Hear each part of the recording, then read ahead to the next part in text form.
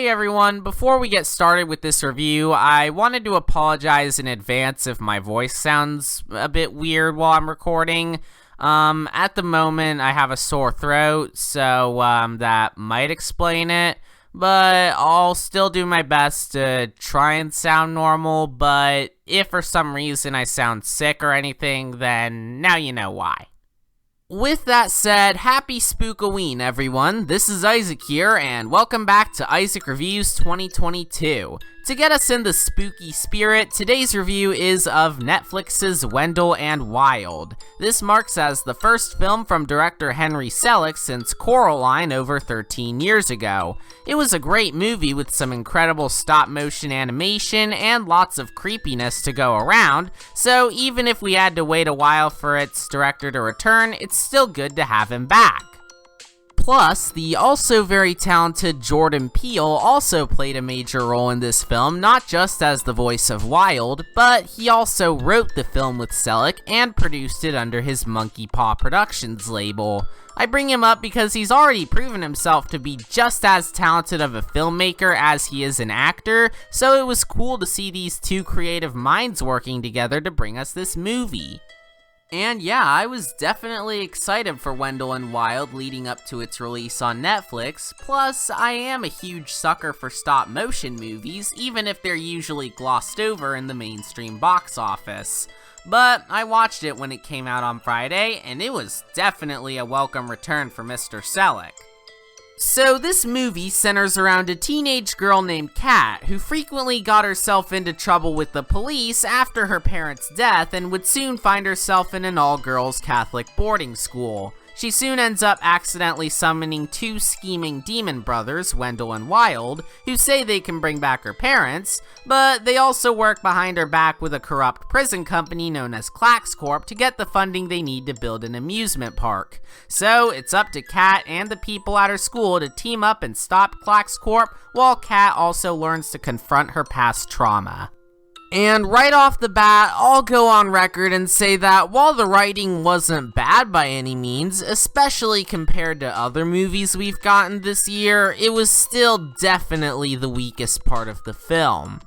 It tries to juggle a lot of ideas all at once, from Kat's past life to her relationship with the people at her school like Raoul, Sister Helly, and Siobhan, to Wendell and Wild's numerous schemes to their dad trying to stop them before things get out of hand.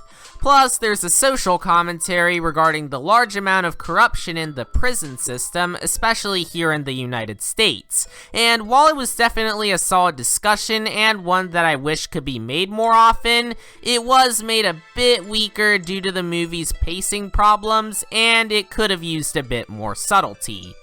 But that's honestly the only major problem I have with Wendell and Wild, outside of some weird transition effects between scenes. Otherwise, this was a great movie, and one of the highlights of it would have to be the stop-motion animation. It keeps with the trend present in Selick's other works of being creepy and weird, but still really good overall, with some fluid character animation, a color palette that does a good job matching the movie's tone, and some solid character designs. And going back on the writing, it still provided some merit despite its pacing problems, especially with the consistently funny humor. Like, just about any scene with the titular Demon Brothers is almost guaranteed to be funny.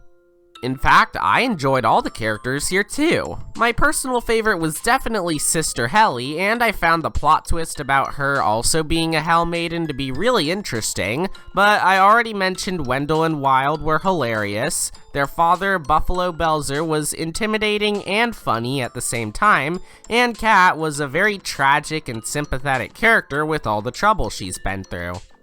I guess it's also worth mentioning that this is an LGBTQ+ movie.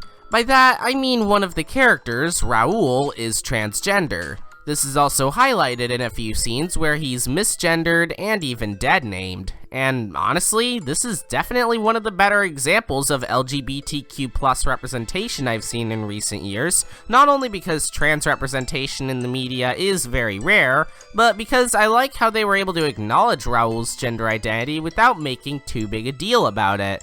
I mean, I already know there'll be conservative bigots and bullies losing their minds at this, but to that, I say, just let people enjoy things. Anyways, in conclusion, Wendell and Wild was a wildly enjoyable watch, where it may have had some problems with its pacing and editing, but it more than made up for that with some stellar animation, a slew of enjoyable characters, a cool aesthetic, and some excellent humor. For any fans of Selleck's other works, or for anyone in the mood for something spoopy, this is definitely worth checking out. I'm not sure what else there is for me to say since, again, my throat hurts, but this was still a very enjoyable movie, and the wait for Henry Selick's directorial return was definitely worth it.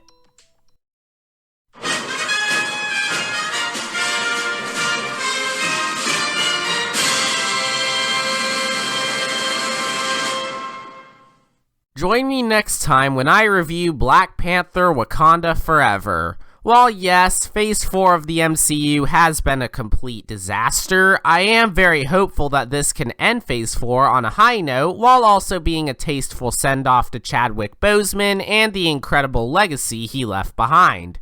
Anyways, thanks for watching this episode of Isaac Reviews 2022. Be sure to like and subscribe for more videos like this, and I'll see you all next time. Bye!